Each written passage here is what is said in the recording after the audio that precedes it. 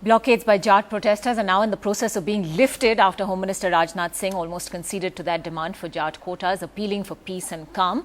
But the Jat quota agitation has already claimed 12 lives, with violence paralysing large parts of Haryana. Rohtak and Jind among the worst hit. The army is present in huge numbers, curfew still in place in several towns including Jhajjar, Rohtak, Bhiwani and Sonipat. पुनः मैं जनता से appeal करना चाहता हूं कि वह इसमें पूरी तरह से सहयोग करें। कानून और व्यवस्था को नियंत्रित रखना, चुस्त दुरुस्त रखना, यह सरकार की जिम्मेदारी होती है। अंततोगत्वा सरकार को हो सकता है कि कठोर कदम भी क्यों न उठाने पड़े। Haryana on the boil for the third day running, with several dead in clashes and widespread arson. But will this announcement make any difference? ये तय हुआ है कि हरियाणा में जाट आरक्षण का अभी आने वाले सत्र में जाट आरक्षण दिया जाएगा। हमें चाहते हैं कि हमें लिखित में मिले और जो हमारे अपने साथी कुछ शहीद हो गए हैं उनका मुआवजे के बारे में बात करेंगे, जिसके बारे में हमें मुकदमे हमारे साथियों में बने हैं उसके बारे में बात करेंगे। All day the protests kept Haryana paralyzed, with Rohtak the worst hit. Completely cut off, the Air Force has had to bring in Jawans by air. Residents reported several incidents of arson and looting, despite the presence of army men and despite assurances by the police. Rohtak city, Sonipat, Bhiwani city, Jhajjar, Jind city, Panipat, Kaithal इत्यादि सब जगह आज शांति है और असामाजिक तत्वों पर पूरा कंट्रोल है। This is one of the main crossings which has been completely blocked, and you can see what they've actually done is they've got these trucks to come and block the road, and then they've also deflated the tires so that even if security forces were to come in, it would be very difficult to try and move these trucks. So in fact, trailer trucks, smaller trucks, all of them have been just blocked, brought here. The Jat agitation today also spread to other states. While several roads into Haryana from Delhi were blocked, the Chandigarh-Shimla highway and the Yamuna expressway linking Delhi to Agra was also blocked in Uttar Pradesh.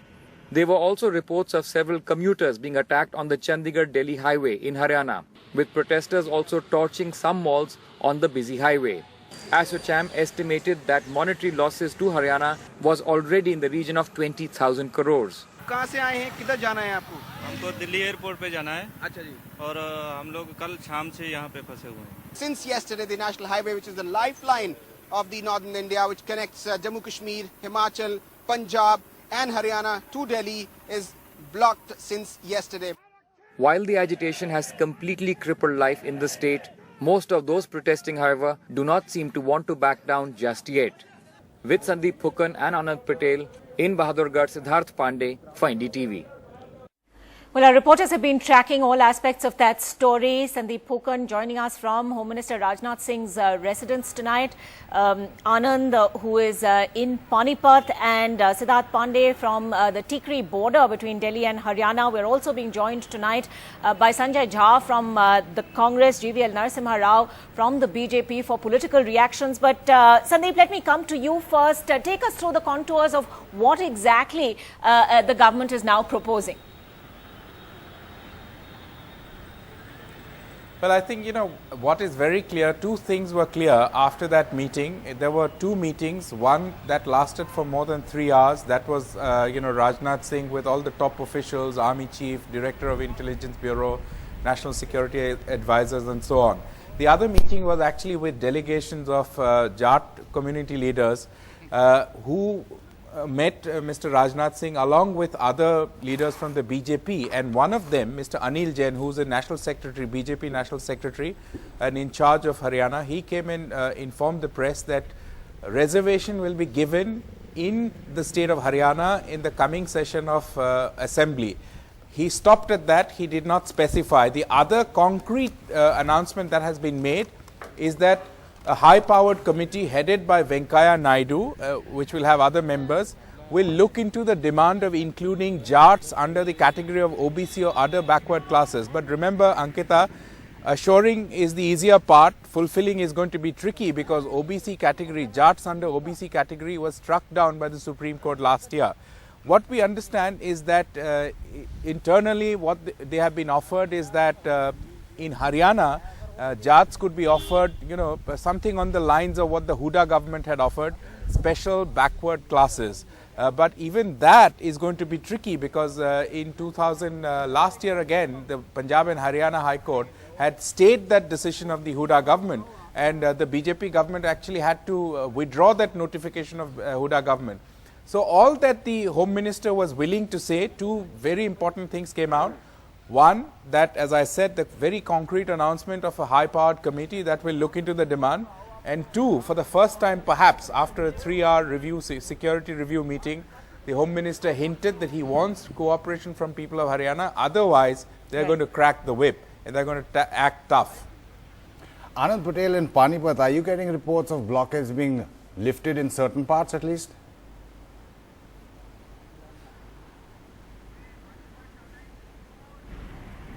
A deal was reached with the Jat leaders earlier in the day by the Union Home Ministry, and we're getting reports of that the National Highway 1, which was blocked at least the two places in Sonipat and Panipat, both the blockades have been lifted and National Highway is back to normal. Similar reports are coming from Jind, Kaithal, Panipat as well. So it's limping back to normalcy. Once the leaders are getting to know that the senior leaders who had gone to Delhi have come with a compromise. So it's just a mere formality that by late night almost all the roads would be clear. But the rail traffic will remain affected because at several places the fish plates have been removed and also the rail tracks were destroyed. So that will happen only after the inspection of the rail tracks are done in the morning tomorrow. And once the tracks are cleared by the departments, then only the rails, the trains will ply on these. But yes, all this happened not before a lot of damage to the property in Haryana, in districts like Panipat and Sonipat.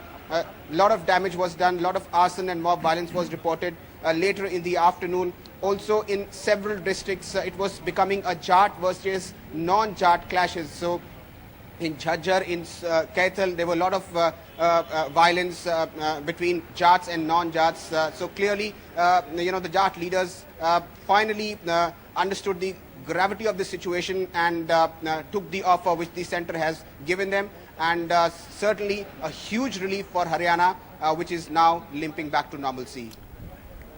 A huge relief for Haryana. Siddharth, what's the sort of reactions that you're getting on the ground from Jat leaders? Are they now, are they satisfied with the assurances they've got so far? Is this agitation now winding down? Well, that's the big question. In fact, we are at Mahindargarh and we've been trying since 6:30 to actually get to Rohtak, which has been really badly hit. It's the worst hit city in Haryana and it's just 40 kilometers down this road. But we can't really get there because almost every 400 to 500 meters there are blockades which have been put up, trees which have been felled, and in fact the highway itself has been dug up in several places. We can't really get there.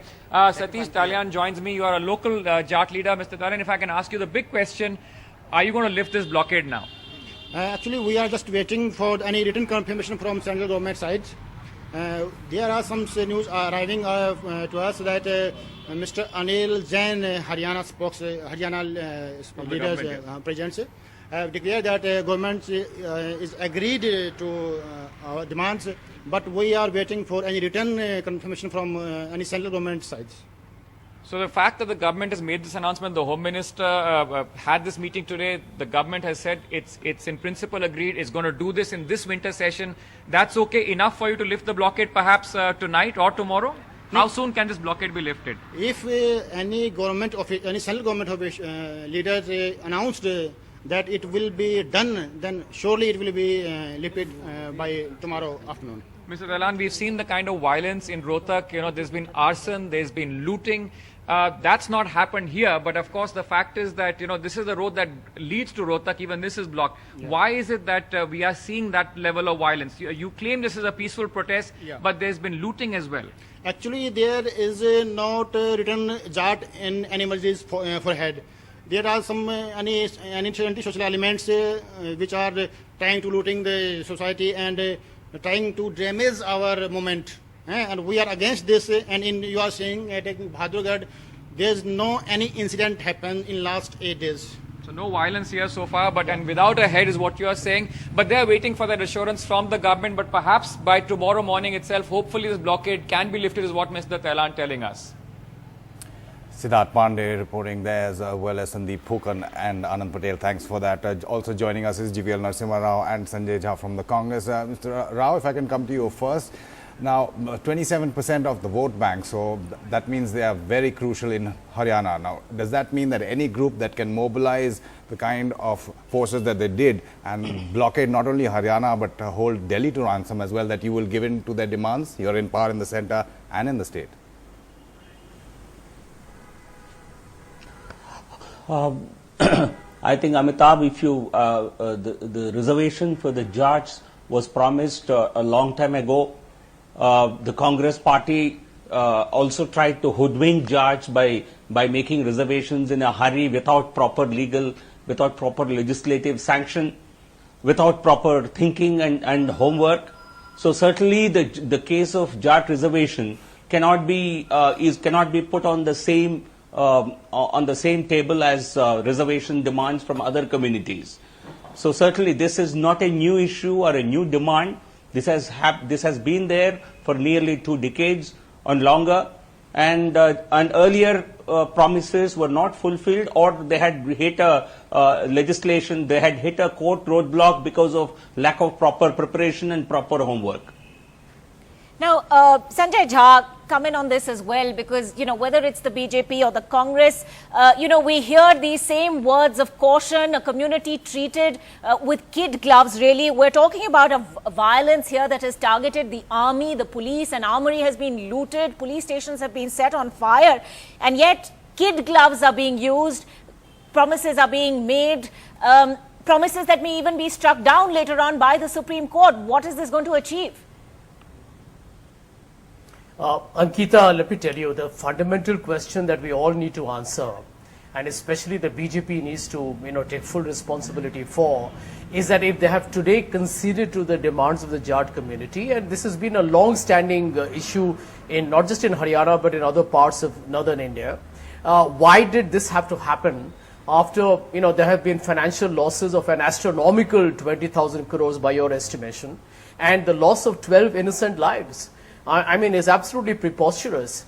And the fact is, I agree that end of day, the Supreme Court had struck down what we had recommended for the Jat reservation, but that was almost a year ago.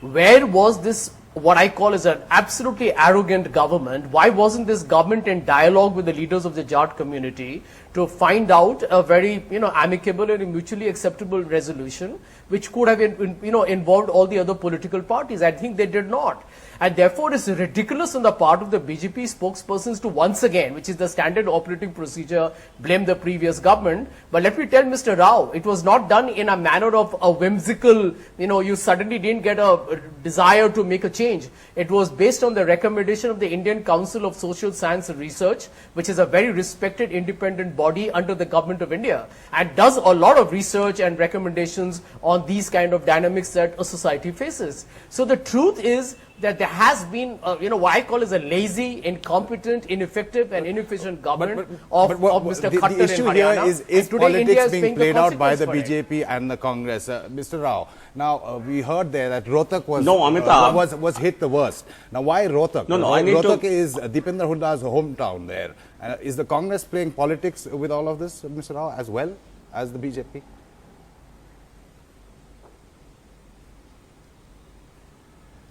Is that question for me? Yes, Mr. Rao, go ahead. Yeah, I think possibly today is not the day when we want to really discuss these issues, but certainly a desperate Congress has been responsible for a lot of such agitations in the past. But let me say this: Huda came to power in Haryana in 2004, promising reservations for Jats. And he never remembered that for 10 years. In 2014, when his term was getting over, when the writing on the wall was clear that he was getting completely routed in Haryana, he comes up with a promise half-baked with half-baked preparations. So I think the real problem is lack of proper application of mind, proper preparation and simply trying to really deliver a vote bank for electoral politics. But GVL Narasimha Rao, what is to say that proper application? Sir, what is to say proper application of mind is happening over here? Because we're essentially talking about a quota under special backward classes, which in effect is something that has already been struck down by the Supreme Court in the past. So, you know, what is to prevent this cycle of violence from repeating again? No, I think given the experience in the past, given the stand that the courts have taken in matters like this, certainly both the Haryana government has a few weeks before the state heads into a budget session. So certainly the preparation of the bill will take into cognizance the legal challenges that are likely to come up. And all efforts, all attempts will be made to have discussions with the community on the one hand, and also to ensure legal challenges will not really create any hurdles in future. So certainly this government will not only get a bill passed, will also ensure that this does not face any legislative challenges in future. And as far as the central government is concerned, a high-powered committee is being set up to examine the issues. Don't you have to look at this as a law and order situation as well? 12 people have died. 150 people are injured. 62 shops in Rohtak alone have been burnt. 20,000 crores in losses estimated by the ASSOCHAM. We're not talking about a small agitation by any means. We're talking about an out-and-out anarchic situation across the state. Right. Absolutely. I think the effort on the part of the government was to ensure that the damage is kept to the minimum. This is certainly a very high cost that the country is paying. And this is for the follies that were committed for a decade and more. And certainly I hope such things do not recur in future. And whatever provisions that the government makes now will ensure that the justice is done to different communities, and such protests will not really be required to be raised in the first place. And the BJP supporting reservations for Jats. Now, they are so strong in agrarian terms, educationally not backward. Is there a feeling among the Jats now currently, because you have a Punjabi as a chief minister, that maybe politically they're not that strong, and hence that's why this has come up and both sides are playing politics again, Mr. Jha? Well, you know, let me tell you that Mr. Rao is distorting the truth and is being highly disingenuous. You see, these issues are very complex. There is also a National Commission on Backward Classes which had a report which conflicted with what the Congress party wanted to do to include the Jats in the reservation issue. And the truth is, you know, the economics of our country, you know, as the society evolves, some communities get disadvantaged over a period of time. So, you know, you have to, you know, make certain corrective accommodations to make sure that no community is left out of the entire growth prospects. But the bigger story here is that since he's blaming us, and we had to actually go through a research report which would justify making a case, and despite that, as you notice that the Supreme Court struck it down, let me remind Mr. Rao, he should know his own Prime Minister, his own former Prime Minister Atal Bihari Vajpayee, in 1999, much before the Congress government took over in 2004, promised reservations to the Jats in the central OBC list. What happened for 6 years, Mr. Rao? And don't forget, before the Congress government was there in the state of Haryana, the BJP has been an alliance with coalition partners in Haryana itself. So we know who's done the U-turn and who's been absolutely, you know, in my opinion, been trying to just deceive the various political constituencies when it suited them.